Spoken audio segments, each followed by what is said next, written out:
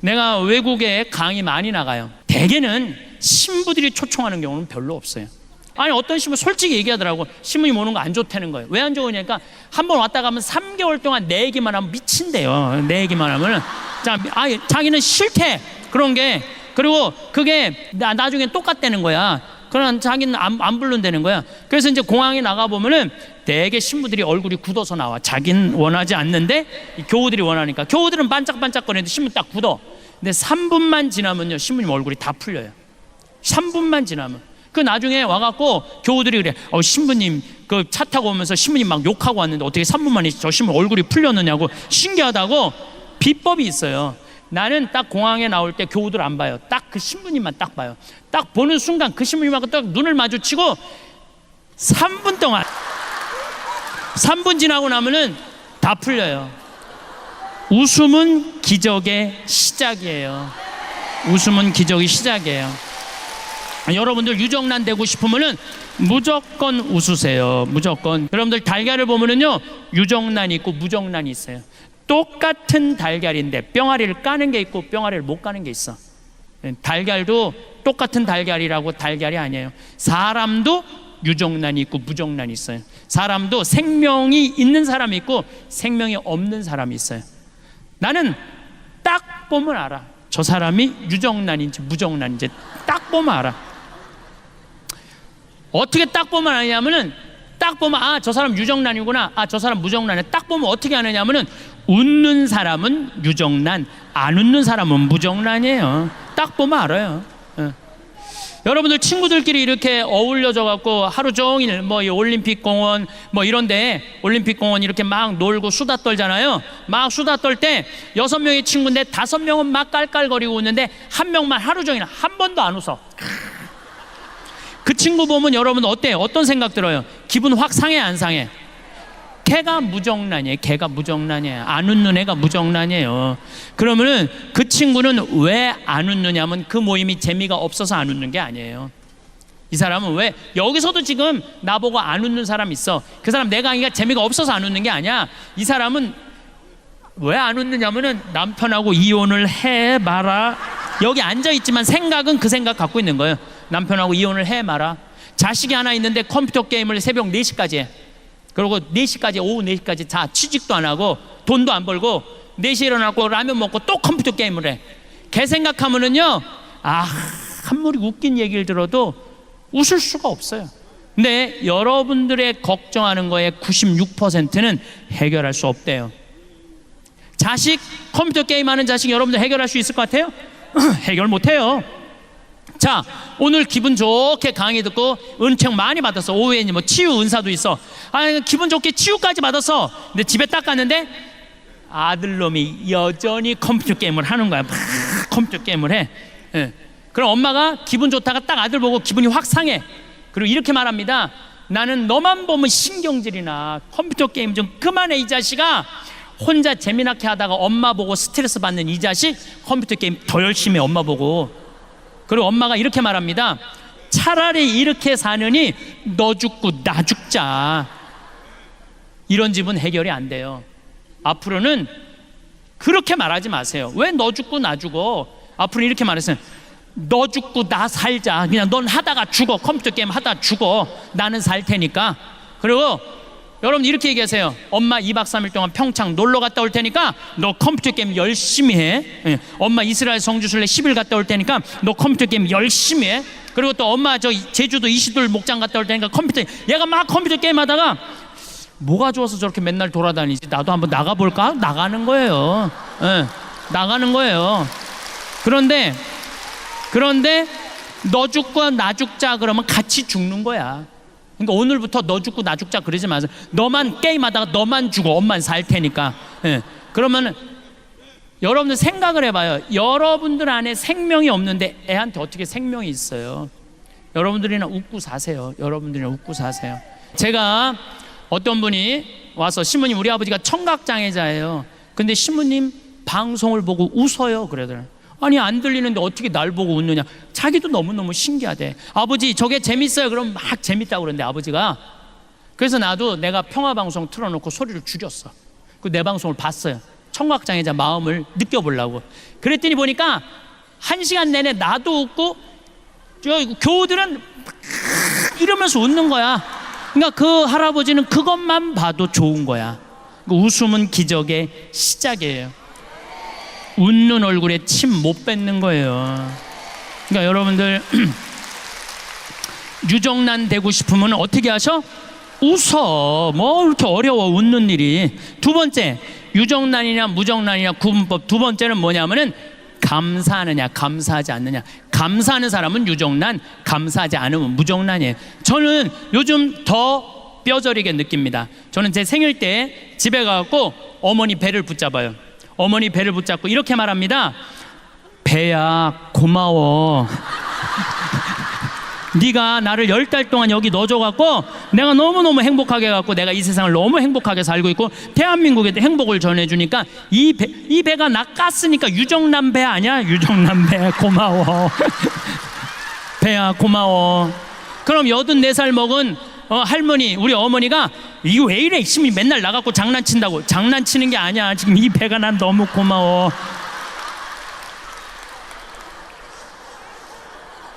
부모하고 자식이 교감이 가장 잘 될 때가 언제냐면 엄마 뱃속에 있을 때래요. 애들 말이, 여러분들 자식이 여러분들 말을 가장 잘 들을 때가 언제냐면 뱃속에 있는 10달이라는 거예요.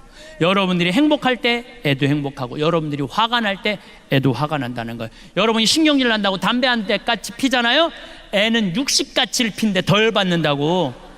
그러니까 그 기간 동안 행복한 마음으로 아이를 갖고 있었다면 그 애는 행복한 거예요.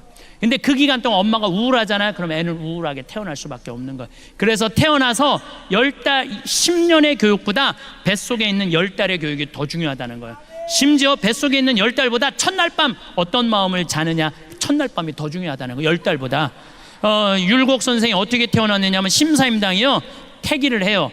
보름날 한양에 있는 남편한테 가장 기가 좋은 날이다, 우리 대관령에서 만나갖고 우리 첫날 합방을 하자. 그래갖고 율곡 선생이 태어난 거예요. 요즘처럼 술에 취해갖고 그냥 안 왔는데 얼떨결에 그냥 애가 생겨갖고, 이건 술에 취해갖고 태어난 애들 많아요 여기. 그런 애들하고 태기를 하고 태어나는 애하고는 다르다는 거예요. 예. 그러니 나는 얼마나 우리 부모님한테 감사해요. 참 감사하죠. 저는 정말 아버님이 86인데 평생 아버지한테 쌍시우 소리를 못 들었어요. 평생 한 번도 쌍시우 소리를 못 들었어요. 아니, 당신 입에서 어느 누구한테도 그런 말씀을 안 하세요. 그러니까 얼마나 내가 우리 부모님한테 감사한지 몰라요. 정말로 감사한 부모님 밑에 태어난 그래서 정말 술주정 빚쟁이 집에 태어난 집 자식 보면 정말 도와주고 싶어요. 내가 많이 받았으니까. 또 저는 이제 도시락을 싸갖고 다녀요. 식당에서 밥을 안 먹어요. 근데 우리 식복사가 밥을 하는 게 아니야, 예술 작품을 한다니까요. 정말 목을 많이 쓰니까 마늘밥, 은행밥, 요즘 두릅밥 해. 두릅 많이 나왔잖아요. 두릅밥 거기다가 이 양배추 탁 말어. 숟가락으로 안 먹어요. 그것만 먹으면 돼. 깻잎 말고. 그 다음에 요즘은 또 저 취 나오잖아요. 곰치 싹 먹으면은요, 이건 예술 작품 먹는 거예요. 그래서 내가 우리 식복사한테 하는 말이, 나는 도시락을 먹는 게 아니다, 예술 작품을 먹는다. 그러니까 우리 사제관 주방에 가보면요, 우리 식복사가 그 예술 작품 만든다고 책이 가득 들어있어. 요리책이. 예술 작품을 먹는 것도 결국은 누구의 입에서 나오기 시작하는 거야? 내 입에서. 복은요, 남이 지는 게 아니야. 내 입에서 나오는 말로 복을, 감사의 말이 나오면은 복을 받을 수밖에 없는 거예요. 그래서 여러분들도 자식들한테 갈비 안 사준다고 입어요, 어버이날 찾아오지 않았다고 원망하는 말 하지 마세요. 엄마가 해준 것도 없는데 너 정말로 잘 자라줘서 너무 고맙다, 이렇게 튼튼해줘서 고맙다, 맨날 고맙다고 얘기하세요. 그러면은 자식이 잘 되는. 효자도 저절로 효자 되는 거 아니에요. 여러분들이 효자를 만드는 것도 여러분들 하기 나름이야. 맨날 섭섭한 것만 얘기해봐요. 어떤 자식이 효도하겠어요? 맨날 섭섭한 거 얘기만 하면은 2번 오던가 1번으로 줄여요. 1번 오던가 안 와요, 안 와. 그러니까 항상 누가 먼저 행복해야 돼? 여러분들이 먼저. 2013년에 아침마당 출연을 하고 생태마을에 왔는데 직원들이 막 책상을 치고 날 보고 난리가 났어. 왜 그러냐 그랬더니 전화가 완전히 폭주가 되고 뭐 실시간 검색어가 1인데 어떤 할머니 하나가 전화를 해갖고 그랬다는 거예요. 오늘 출연한 신부님 이금희 아나운서하고 너무 잘 어울리니까 결혼시키라고.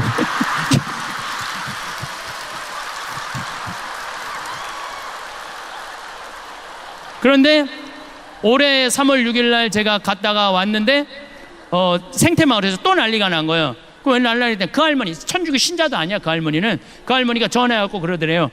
왜 아직도 따로따로 살게 놔두느냐고. 이 할머니 또 전화해갖고 KBS KBS도 다 알아. 전화해갖고 그러더래요. KBS 관계자들한테 전화해갖고 황 신부님이랑 이금희 아나운서랑 결혼시키라고. 그리고 우리 생태마을에 또 전화해갖고 이 할머니가 그러더래요. 내가 KBS 얘기해놨으니까 결혼시키라고. 그런데 아침마당에 출연하려고 그러면 새벽 4시에 평창에서 일어나야 돼요. 일어나갖고 씻고 어쩌고 저쩌고 하고 출연 뭐 1시간 전에 뭐 분장하고 뭐 머리하고 그리고 이제 출연하고 그날 포항에서 강의가 있었어요. 그 내려가는데 11시쯤 되니까 벌써 일어난 지 8시간 넘었는데 먹지도 못한 거야. 너무 배가 고파갖고 제가 감곡 IC 전주 가마솥 설렁탕 집에 잠깐 내려가서 밥 좀 먹자 우리 기사한테. 그래서 이제 밥을 이렇게 설렁탕을 시켜서 먹는데 뒤에 할아버지 3분이 이야기를 하는 거예요. 뭐라고 얘기를 하냐면은 내가 이렇게 밥을 먹는데 할아버지가 3분이 그러더라고. 오늘 아침마당에 출연한 젊은 신부 말이야. 내 얘기를 하는 거야. 내가 밥을 먹는데 뒤에서 아침마당에 출연한 젊은 신부 말이야. 그 신부가 그러는데 늙어서 갈비 먹고 싶으면 지 돈으로 사 먹으래. 근데 처음에 들었을 땐 섭섭했는데 가만히 그 신부가 말하는 걸 들어보니까 맞는 얘기들이라는 거예요. 자식들 바빠 죽겠는데 언제 늙은 부모님 매번 갈비 먹을 때마다 와서 사주냐는 거야. 그걸 어떻게 매번 입맛에 맞춰주느냐 이거야. 그러니까 늙어서 갈비 먹고 싶으면 원망할 것도 없고 서러울 것도 없고 그냥 내 돈으로 사 먹으면 되지. 그걸 안 사 먹어. 주머니에 돈이 없으면 몰라. 있는데도 안 사 먹고 참 기다려. 그럴 필요가 없다는 거예요. 그래서 우리가 지금 사 먹는 거야. 이렇게 먹으니까 괜찮지? 할아버지 세보면서 괜찮으네? 그러면서 나가는데 보는데 액구수를 타고 나가더라고. 액구수를. 무슨 얘기냐 하면은 액구수를 타고 다녀도 오늘 기분 나는데 우리 가서 갈비 먹자 그러면서 자기 돈으로 사 먹는 경우는 없다는 거예요. 자식 생일이나 돼야 무슨 기념일이나 돼야 그리고 가지. 평상시에 입맛 없다고 갈비 먹고 싶다고 자기 돈으로 가서 갈비 사 먹는 사람들이 그렇게 많지 않다는 거예요. 3번째, 유정란이냐 무정란이냐 딱 보면 알아. 3번째, 감동하는 사람은 유정란, 감동하지 않는 사람은 무정란이에요. 감동하는 사람은 유정란. 이번에 여기 서울 노들섬이라고 개발을 해요. 서울시에서. 노들섬 알죠? 저기 세남도 성당 거기 안에 있는 섬 있죠? 노들강변 아시죠? 그 노들섬이야. 그 노들섬을 개발을 하는데 처음에 어마어마하게 서울시에서 공모를 했대. 그리고 10개의 메이저 업체가 선정이 됐대요. 근데 누가 선정이 됐냐면 40대 젊은 교수가 선정이 된 거야. 자기도 놀랬고 다른 뭐 코오롱 이런 데 다 놀랬대. 그 교수가 선정이 돼갖고 선정이 되자마자부터 밟기 시작하는 거야. 네가 하는 프로젝트는 망한다. 주위에서 모든 우리나라에 내놓으려는 설계가들 망한다. 그래서 이 교수가 땅속으로 들어가기 일보 직전이야. 땅속으로. 근데 이 교수가 아버지가 암이 걸려갖고 돌아가실 때 내 죽음 껴안기를 듣고 아버지도 행복하게 돌아가셨고 자기도 그걸로 위로를 받았다는 거예요. 저 황 신부님을 만나면 위로가 될 텐데 아무리 생태마을에 연락해도 내 전화번호를 안 가르쳐주는, 그것도 젊은 여교수인데 가르쳐 주겠어요? 안 가르쳐 주지. 근데 마침 이 교수 큰 아버지가 안동교구 은퇴 신부님이었대요. 그래서 전화를 했대요. 큰아버지한테. 큰아버지, 내가 처음이자 마지막으로 부탁하겠다고, 나 황 신부님 한 번만 만나게 해달라고. 내가 미국에 있는데 전화가 왔어요. 나 안동교구의 어떤 신부인데 내 진료가 서울시립대 교수인데 2차 조차 해갖고 신부님을 꼭 만나고 싶은데 내가 부탁한다고. 대선배 신부님이 부탁하는데 알겠다고 제가 한국에 들어서 연락하겠다고. 그래서 한국에서 만나갖고 노들섬에 갔어요. 그런데 뭐 거기에 무슨 5천억짜리 오페라 하우스 뭐 이런 걸, 그 교수는 그런 게 아니야. 반대쪽은 유기농 단지, 반대쪽은 나무 조경 잘해서 음악가들 와서 공연하는 거 참 자연스럽더라고요. 보니까 뭐 63빌딩 보이지, 무슨 강남 아파트 보이지, 저 강변 북로 88도로 보이는데 섬에만 딱 들어가니까 마치 새 둥지에 와 있는 기분이야. 보호받는 기분이야. 그래서 40분 동안 내가 뭐라 그러냐, 여기 좋다, 여기 하면 세계적일 것 같아, 너무 좋다. 40분 동안 그러고 이제 끝났어. 그랬더니 이 교수가 나한테 그러는 거야. 신부님, 자신감이 생겼다는 거예요. 뭐가 자신감이 신부님 고견을 들으니까 자신감. 고견이랑 하나도 말한 적이 없어. 여기 좋다, 여기 잘한다, 이게 무슨 고견이야. 자기 자신감이, 확신이 생겼다는 거예요. 여러분들 1살짜리가 왜 걸어? 딱 일어났어. 그럼 엄마 어떻게 박수치고 난리가 나죠. 얘 일어났다고. 얘가 보니까 엄마가 어마어마하게 좋아. 한번 한 걸음 뛰어볼까, 뛰어봤어. 그랬더니 여러분들 어떻게 해요? 아니지, 혼자 보기 아깝잖아. 그러니까 여보 이리 와봐. 그래, 아빠까지 왔어. 한 발 뛰었더니 그냥 아빠가 박수치고 엄마가 박수치고, 얘가 딱 이렇게 서서 아빠 한번 쳐다보고 엄마 한번 쳐다보고, 야 무지하게 좋아하네, 이거 걸어줘야 되는 건가 보다. 그리고 걷는 거예요. 걔가 그래서 걷는 거야. 달래 걷는 게 아니고. 그러니까 무슨 얘기냐면은 애는 감동으로 걷기 시작하는 거예요. 감동으로, 다른 게 아니에요. 근데 여러분들이 몇 살까지 감동해주고 마느냐면 5살까지 감동해주고 말아요. 그 다음부터 여러분들이 뭐라 그래? 죽이고 싶은 5살, 뭐 때려 죽이고 싶은 7살, 이러니까 애들이 성장하다가 마는 거예요. 여러분들이 계속 감동했다면 애는 지금 날아다닐지도 몰라. 애는 날아다닐지도 몰라. 우리가 감동을 멈췄기 때문에 행복하지 않은 거예요. 작년에 LA 한 달 반 우리 고단장님하고 같이 갔었는데, 한 달 반 순회 강연이 있었어요. 근데 74살 먹은 마틸다라는 친구가, 나는 늘 말씀드리지만 86살까지 친구예요. 뭐 1살 뭐 어른 이거 없어. 아니 120살까지 사는데 한두 살 가지고 네가 나이 많아 내가 나이 많아, 웃기지 않아요? 여러분들은 20년까지 오늘 이후부터 맘먹어. 그냥 반말해도 돼. 예. 근데 내 친구 74살 먹은 마틸다라는 친구가 신부님 일주일만 시간을 내달라는 거예요. 왜 그러냐? 유타 구경시켜 주겠다는 거야. 서부 영화 보면 막 바위 솟아 있는데. 근데 이 마틸다는 세탁소 하는 사람이에요. 가난한 여인이야. 그야말로 가난한 과부고. 그런데 10년 전에 내 강의 가슴이 떨릴 때 가야지 다리가 떨릴 때 가면 안 된다라는 얘기를 듣고, 그때부터 시간만 나면 세탁소를 닫고 미국 전역을 여행을 다니는 거야. 그분이 그런 말을 해요. 나는 인생이 180도 달라졌다고. 내가 돈 모아서 싸들 것도 아니고 모으는 대로 여행 다닌다는 거야. 그러니까 그 성당에서 제일 행복한 사람 마틸다. 들고 다니는 거야. 제일 행복한 사람 마틸다. 그 신부님하고 여행을 가고 싶다고 그 3,000km가 되는 데를 3번을 답사를 갔다 온 거예요. 이 74살짜리가. 그러니까 딱 브라이어스 캐년, 캐년랜드, 그랜드 캐년, 델리키드 아치, 그 미국에서 최고로 경치 좋은데 3번을 다 본 거야, 이분은. 그러니까 딱 경치 좋은 데 가고 이분은 경치를 안 보더라고. 나를 보더라고, 나를. 내가 감동하느냐, 데려다 놨으니까 네가 놀래느냐 안 놀래느냐 그거 보고 싶은 거죠. 근데 내가 정말로 그 뷰포인트에 딱 서갖고 내 반응은 정말 이랬어요. 오 마이 갓, 여기 죽인다. 좋아, 아주 좋아. 일주일 내내 그랬어. 일주일 내내. 그랬더니 8명이 여행을 같이 갔는데 그분들이 70평생을 다니면서 이렇게 행복한 여행은 처음 간다는 거예요. 여러분들, 여행은요 어디를 가느냐가 중요한 게 아니에요. 누구랑 가느냐가 중요한 거. 누구랑. 감동할 줄 아는 사람이랑 가면은요 그 여행은 즐거운 거예요. 근데 내가 잘난 척 한다고 델리키드 아치라고 우리나라 설악산 울산바위 비슷해요. 거기 가고 여기 우리나라 설악산 울산바위만 못하네. 3,000km나 와서 내가 기껏 텐대는 소리가 우리나라 설악산 울산바위만 못하네. 그러면 그분은 기운이 쭉 빠질 것 같아요, 안 빠질 것 같아요? 쭉 빠지죠. 꼭 여러분들 친구들 중에 이런 애들이 있어요. 나름 경치 좋은 데 데리고 갔는데 한대는 소리가 뭐 한다고 여기까지 와. 그런 애들 있어요, 없어요? 꼭 있어. 그런 애들. 그런 애들이 무정란이에요. 그런 애들이 사람 기운 빠지게 하는 애들. 그 멀리 데리고 왔으면은 야 좋다, 정말로 멋있다, 이렇게 좋은 데를 어떻게 알았니? 이러면요 사람이 행복한 거예요. 뭐 그거 돈 든다고. 자, 웃고 감사하고 감동하는데 돈 들어요, 돈 안 들어요?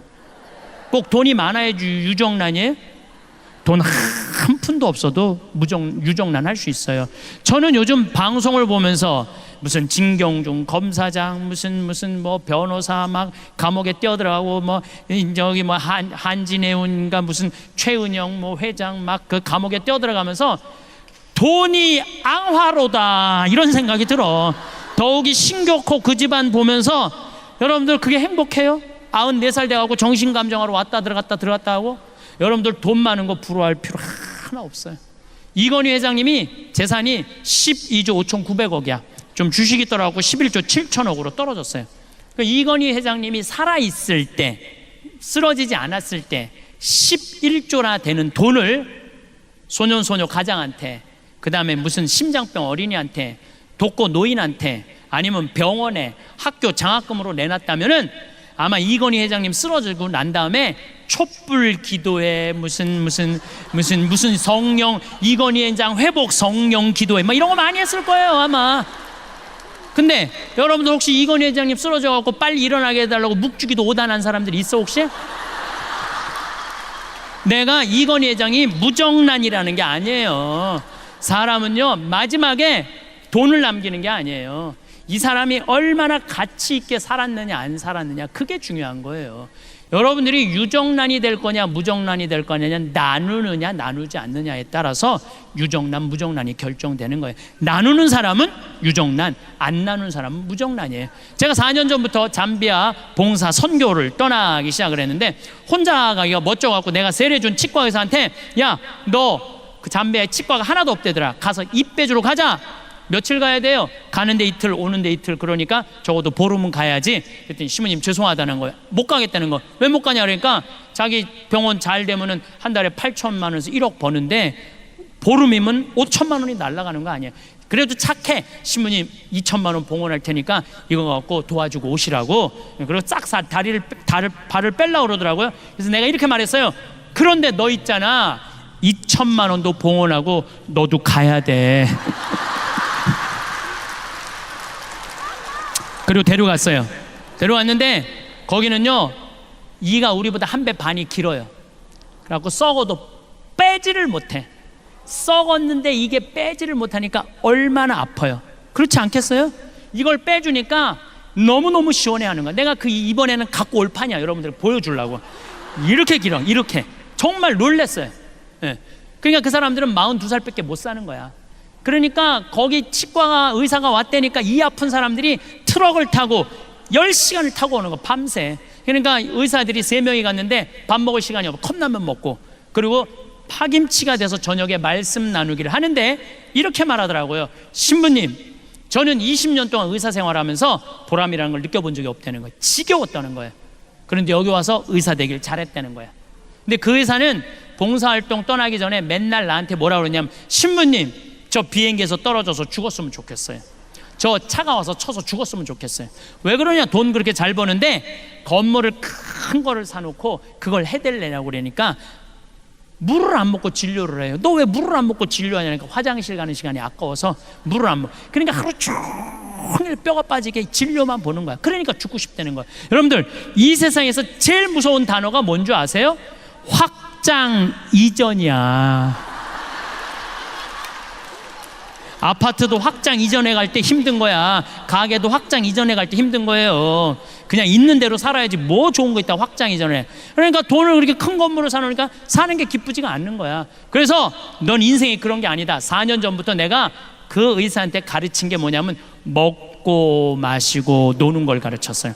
먹고 마시고 노는 거를. 그런데 나 얼마 전에 물어봤어요. 너 화장실도 안 가고 진료 볼 때랑 이렇게 먹고 마시고 놀 때랑 버는 돈이 어때? 그랬더니 배시시 웃으면서 한다는 소리가 신부님 이상하게 그때보다 훨씬 더 많이 번다는 거예요. 너무너무 신기하다는 거예요. 그거 왜 더 버느냐? 내가 분석을 해줘서 내가 너 4년 동안 치과 다녀보니까 위생사가 한 명도 안 간둔 거야. 그전에는 3개월에 한 번씩 바뀌었거든요. 3개월에 힘들으니까 모든 의사부터 죽고 싶은 의사가 뭐 웃겠어요? 그냥 인상을 쓰고 하니까 환자들이 해다가 다 가는 거예요. 근데 지금은 다 반짝반짝 웃어. 그리고 뭐 추석에 10일 놀고 성지순례 간다고 10일 놀고 이번에 잠비아 간다고 보름 놀고 과달루페 성지 간다고 또 10일 논대. 한 달 1년에 40일 노는 병원을 누가 관둬요? 죽어라고 붙어 있는 거지. 그러니까 손발이 척척 맞는 거야. 그리고 환자도 그전에는 100만 원짜리 200만 원짜리 오다가 이번에 이제는 2천만 원, 3천만 원짜리 온다는 거야. 여러분들이 뼈가 빠지게 일한다고 돈 버는 거 아니에요. 사람은요, 먹고 마시고 놀 줄 알아야 돼요. 누죽걸산이라고 그랬어. 누우면 죽고 걸으면 살아. 자, 여기 계신 분들 돈 쓰는 거 아깝다고 집에 누워 있잖아요. 그럼 여러분들 치매 걸리고 허리 아프고 다리 아프고 위장 망가져갖고 병원비로 다 날라가요. 그렇게 병원비로 날리는 게 나아. 맡기고 평창이고 무슨 삼성산이고 이스라엘이고 이시돌 목장이고 돌아다닐 수 있을 때까지 돌아다니다가 86살에 그냥 죽는 게 나아. 어느 게 나아요? 누죽걸산이라고 그랬어요. 그래서 우리 청국장 사 먹고 돌아다니기 시작하세요. 우리 청국장 사 먹고 돌아다니기 시작하세요. 예. 저는 여러분들이 복음이라는 게 딴 게 아니에요. 이 세상을 살면서 기쁘게 사는 거야. 기쁘게. 내 삶의 주인공은 누구냐면 나야. 남이 아니야. 내가 내 삶을 책임지는 거예요. 자식이 잘하고 며느리가 잘한다고 자식 칭찬하고 며느리 욕하고, 반대로 잘못한다고 며느리 욕하고 자식 욕할 거 하나도 없다는 거예요. 자, 여러분들 이틀 전에 노인 학대의 날이에요. 기억하는 날이에요. 10명 중 노인 중에 몇 명이 4명이 학대받는 노인들 4명이 누구한테 학대받아? 자식한테 학대받는 거예요. 남한테 학대받는 게 아니에요. 그러니까 이제는 나는 학대하는 자식들 이해가 돼요. 이해가 돼요. 얼마나 자기도 먹고 살기 힘든데 늙은 엄마 아빠, 그것도 인상이나 반짝반짝 웃어. 그 인상이라 인상, 지금 안 그래도 보기 흉한데 그냥 드립다 인상 쓰면은 그걸 누가 20년 30년 보고 살아요. 난 이해가 돼요. 그러니까 여러분들의 인생의 주인공은 누구냐면 나야. 내 삶은 누가 껴안아야 돼? 내가 껴안아 주는 거예요. 그래서 내가 120살까지 서러움 안 받고 사는 방법은 뭐냐면은 건강하게 사는 거예요. 건강하게. 그러니까 여러분들 건강 항상 신경 쓰세요. 내가 건강에 제일 권하는 게 뭐냐면 청국장 가루야. 청국장 가루.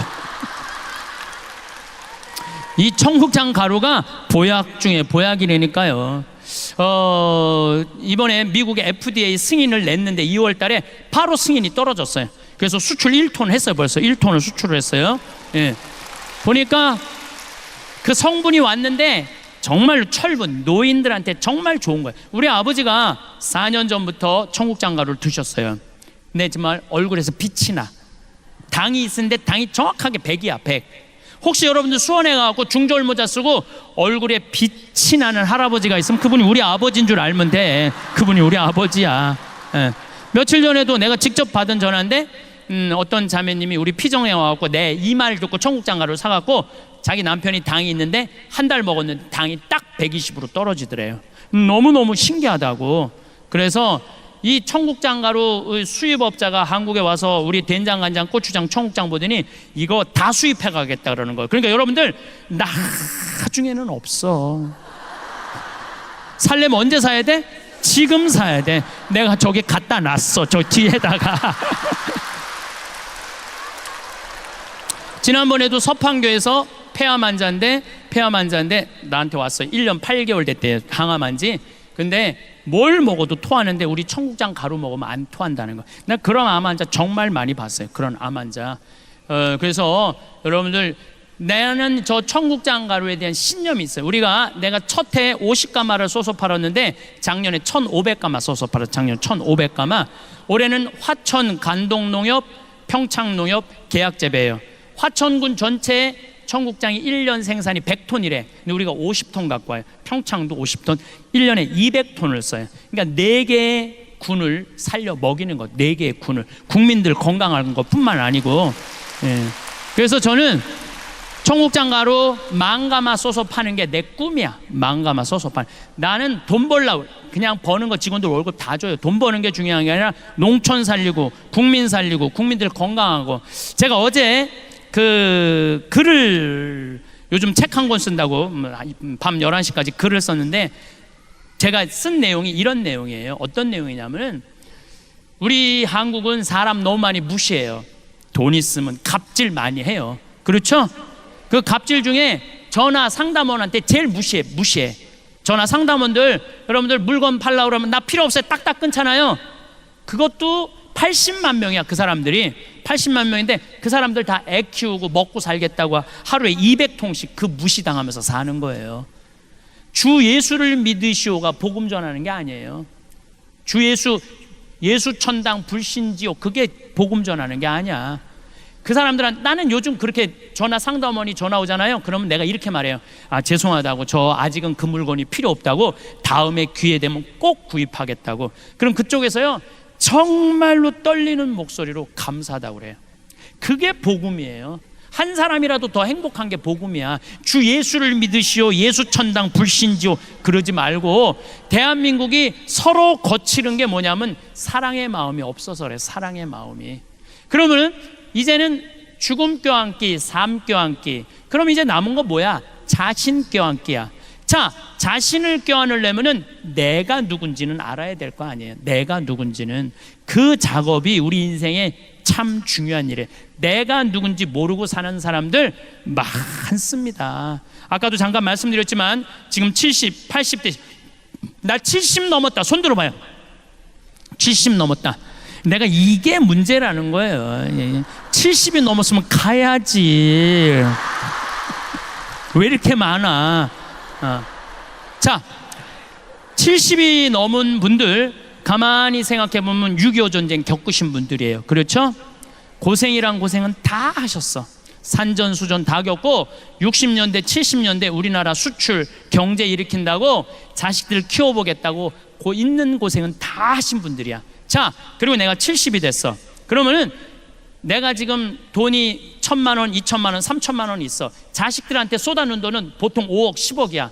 자, 그렇다면 자신한테 적어도 5천만 원, 1억을 해서 자기를 위해서 정말로 쏟아낸 게 뭐가 있느냐? 자기를 위해서, 자기 영혼을 위해서, 육신을 위해서 한 게 뭐 있느냐? 가만히 돌아봐요. 헛산 사람들이 많다는 거예요. 내가 누군지, 나는 누구인가, 어떻게 살아야 되는가, 이거 모르고 끝까지 희생만 하다가 죽을 때 엄마처럼 살지 말아라 이러고 죽는 사람들이 많다는 거예요. 그러고 살지 마세요. 여러분들 스스로 내가 누군지 나한테 잘해주는 법을 배워야 돼. 저는 강의 나올 때 꼭 거울을 봅니다. 왜 거울을 보느냐면 머리는 잘 됐는지. 암 걸리고 나니까 머리가 엄청 빠지더라고요. 근데 다시 나긴 났는데 옛날같이 복구가 잘 안 돼. 그래갖고 머리가 이렇게 가운데가 벼갖고, 우리 집이 다 숱이 많은 집인데 나만 머리가 벼어요. 그래갖고 머리가 이렇게 뜰 때가 많아. 그러면 이거 정리도 좀 하고. 그리고 내가 강의 나갈 때 제일 중요하게 여기는 건 바지에 이게 자꾸가 올라갔나 안 올라갔나, 이걸 제일 중요하게 해요. 바지에 자꾸가 올라갔나 안 올라갔나. 만약에 내가 바지에 자꾸가 내려가면 여러분들 어떨 것 같아? 눈은 여기 와 있고 정신은 딴 데가 있는 거. 정신은 저 신부님 저거 바지에 자꾸 내려갔네. 이거 보면은 저기까지 나오면은 더 기가 막힐 거 아니야. 이게 저기에 찍히면은. 그러니까 바지에 자꾸 올라갔는지 봐야 될 거 아니에요. 남 앞에 나설 때 나 자신을 점검하는 일은 아주 중요한 일이에요. 남 앞에 나설 때 나 자신을 점검하는 것. 내가 과연 남 앞에 나설 자격이 있는가 없는가. 뭐 내면은 둘째 치고라도 외모라도. 여러분들은 외출할 때 거울 보세요, 안 보세요? 보시죠? 파마는 잘 유지됐는지, 눈썹은 잘 그려졌는지 보시죠? 제가 2년 전에 모 기관에 강의를 가게 됐어요. 근데 거기는 나를 요청하려고 그러면 1년, 2년을 기다려야 되니까 2년 동안 나를 모시겠다고 그랬는데 2년 만에 내가 시간이 돼서 가겠다고 그러는데, 딱 갔는데 이분이 딱 한눈에 나를 참 많이 기다렸던 게 한눈에 보이더라고요. 왜 딱 한눈에 알아봤느냐 하면은 화장을 어마어마하게 했어요. 얼굴에다 대고 화장을 어마어마하게 해댔어. 막 머리가 결혼식 가는 머리 있잖아. 막 보여. 막 무스가 이렇게 쫙 한 게 보여. 그리고 마스카라를 얼마나 말아 올렸는지 이게 막 거의 눈이 뒤집혀질 지경이야. 마스카라를 너무 말아 올려갖고. 그 루즈도 얼마나 진하게 칠했는지 여기가 다 빨개, 얼굴이. 예.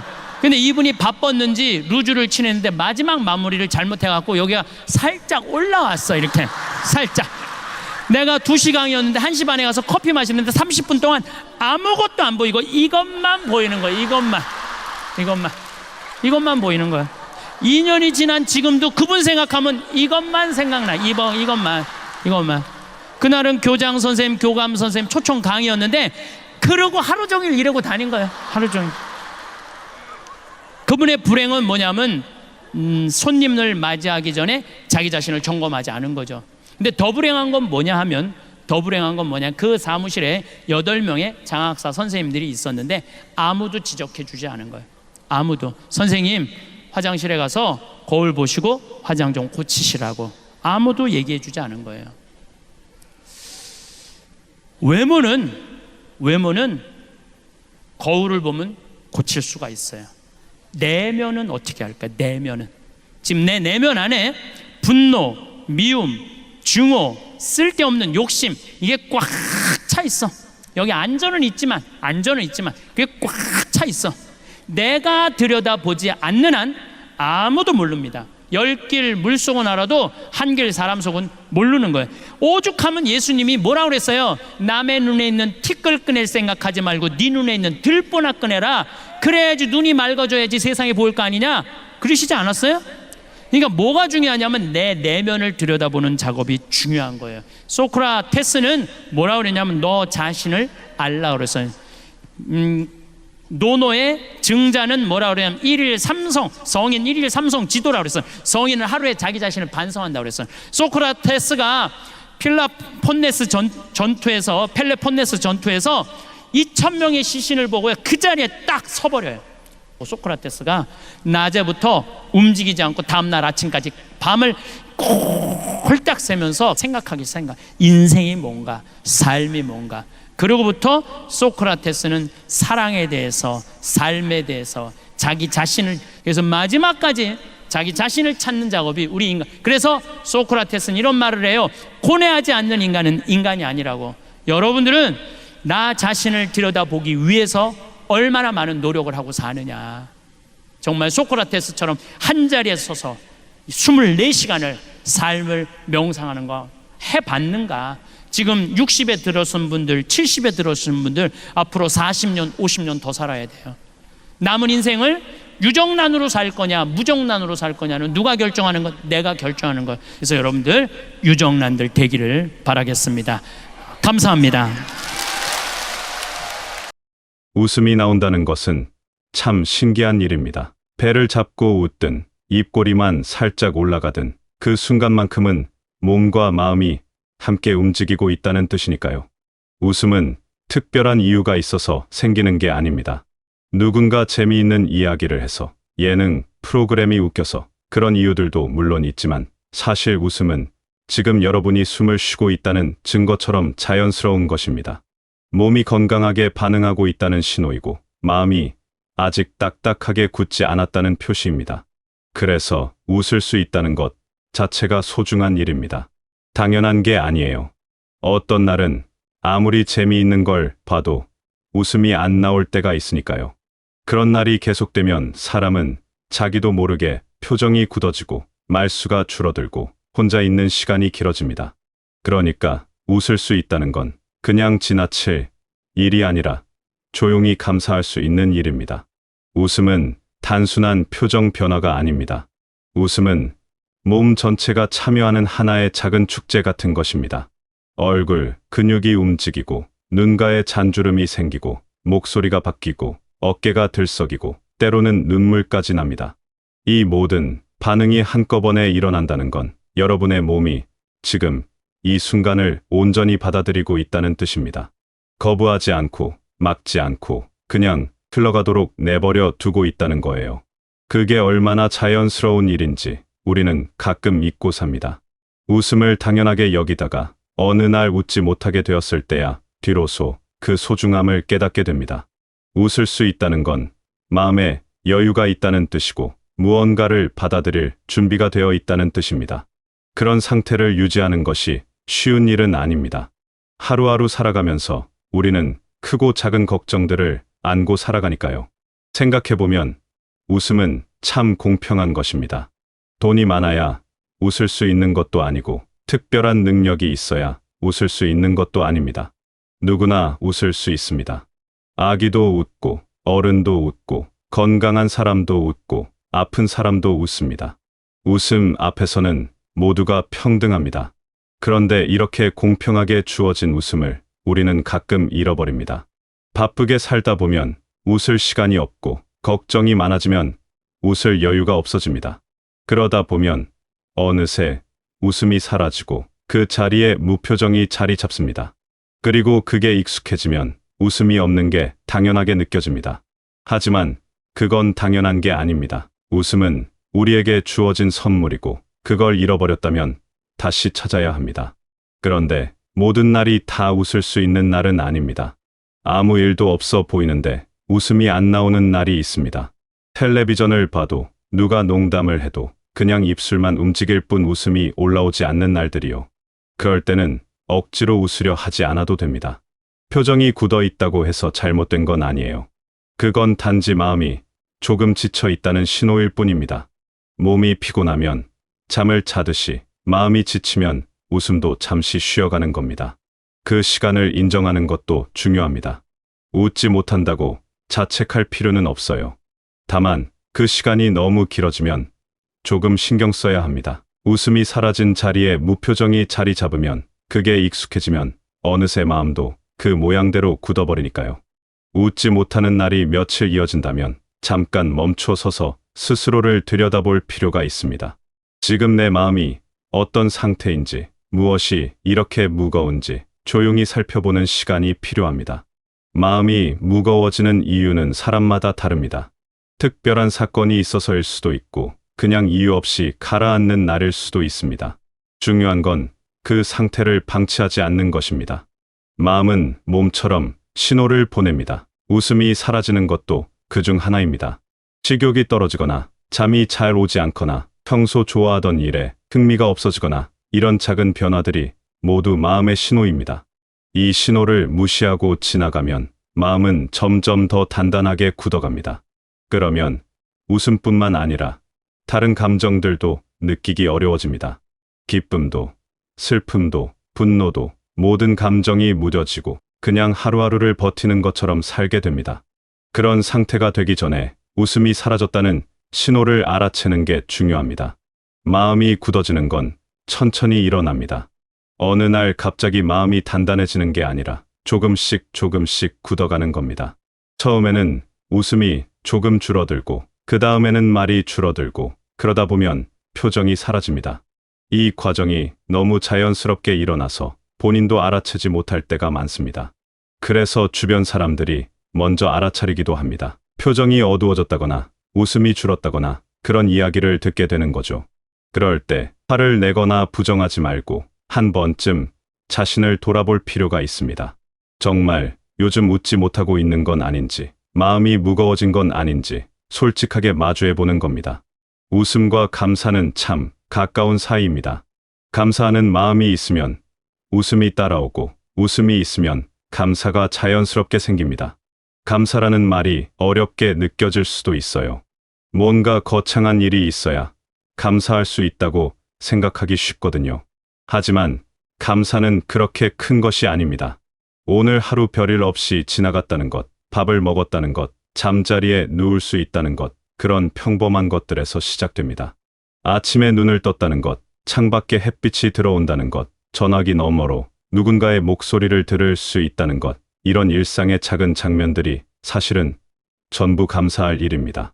이걸 알아차리기 시작하면 마음이 조금씩 부드러워집니다. 딱딱하게 굳어있던 표정이 풀리고 어느 순간 입꼬리가 올라가는 자신을 발견하게 됩니다. 억지로 만든 웃음이 아니라 안에서부터 자연스럽게 올라오는 미소요.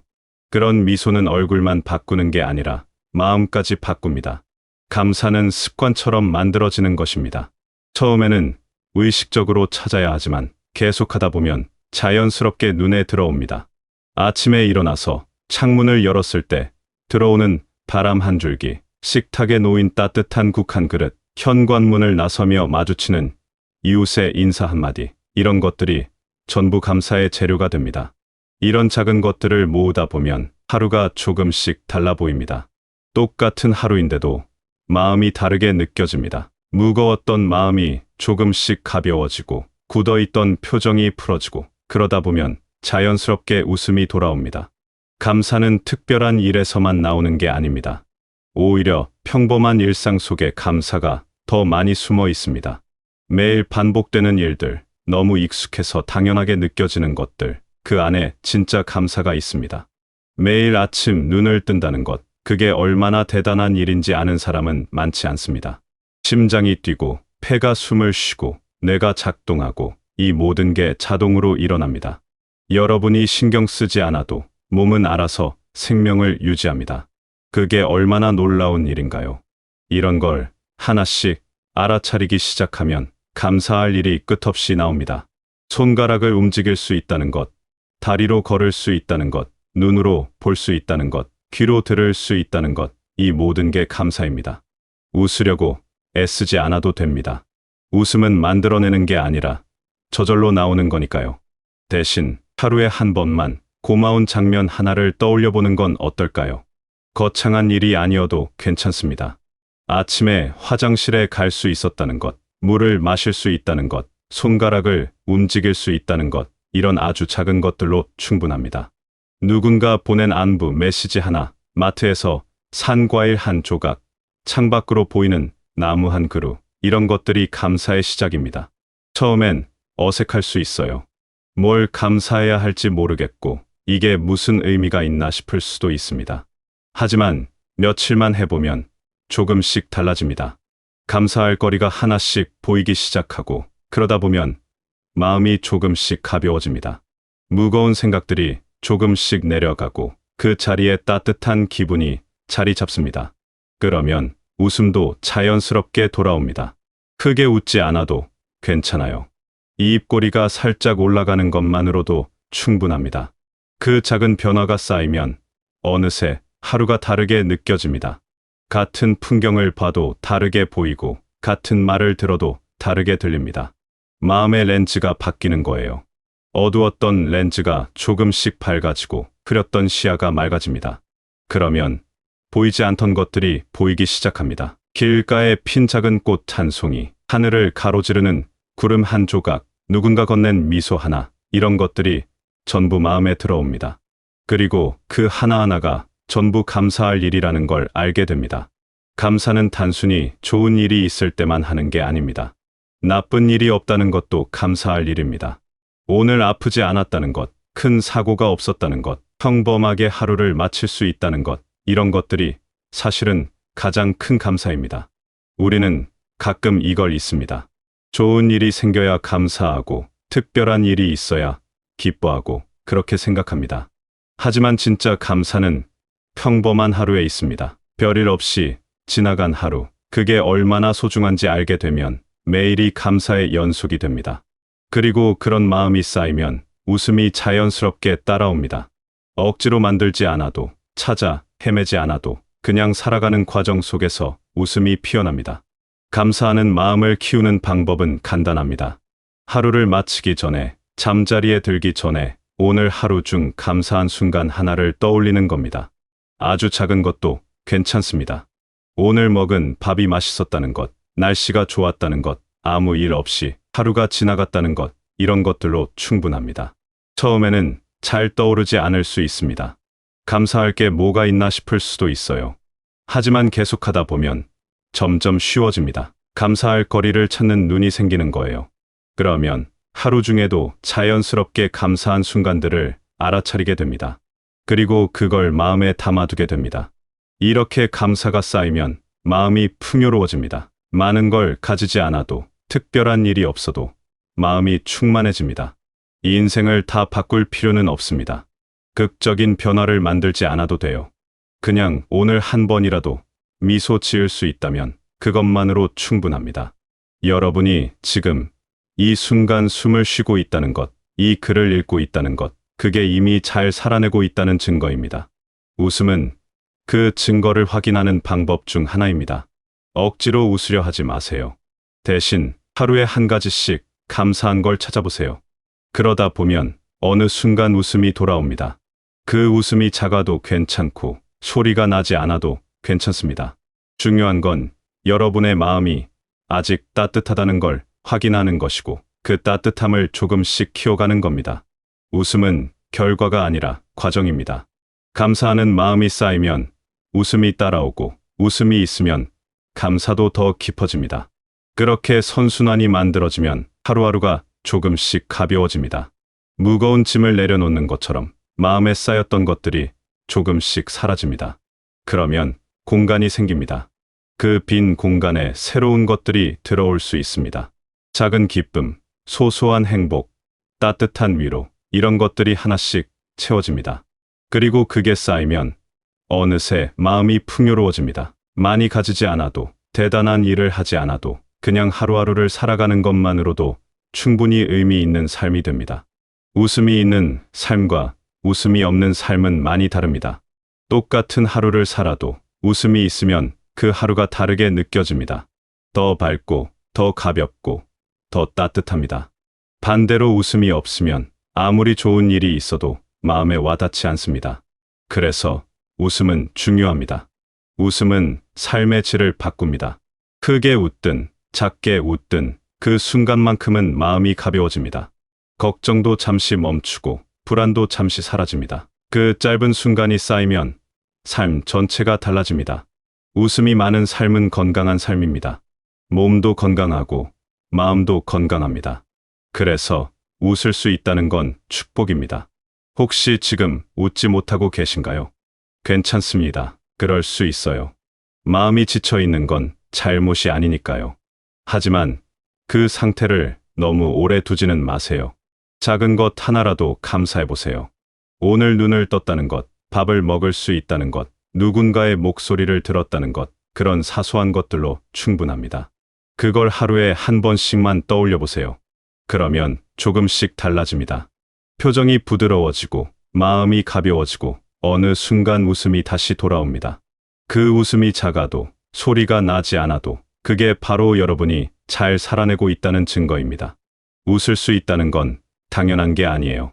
그러니까 오늘 한 번이라도 미소 지을 수 있다면 그건 이미 충분히 잘하고 계신 겁니다. 여러분의 하루하루가 조금씩 가벼워지고 그 속에서 작은 웃음이 피어나기를 바랍니다. 그 웃음이 여러분의 마음을 따뜻하게 채우고 하루를 조금 더 빛나게 만들어주기를 바랍니다. 감사할 것을 찾다 보면 웃음이 오고 웃음이 오면 감사도 따라옵니다.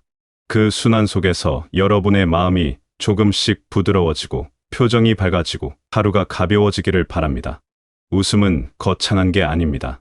이입꼬리가 살짝 올라가는 것만으로도 충분합니다. 그 작은 변화가 여러분의 삶을 조금씩 바꿔갑니다. 오늘도 여러분이 평온하고 따뜻한 하루를 보내시길 바라겠습니다.